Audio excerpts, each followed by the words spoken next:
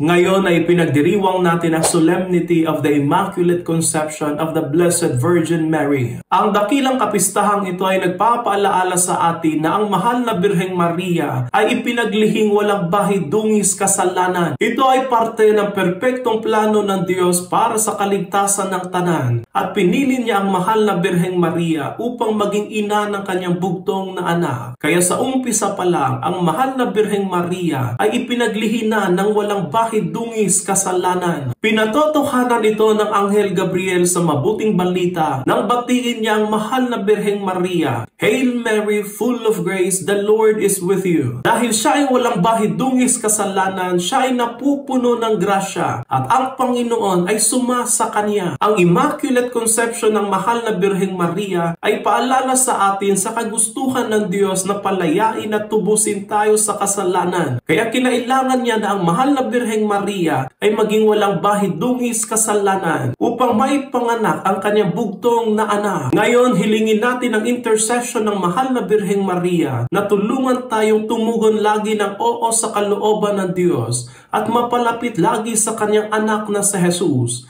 upang makamtan natin ang kabanalan at kaligtasan. Mahal na Birheng Maria, ipanalangin mo kami.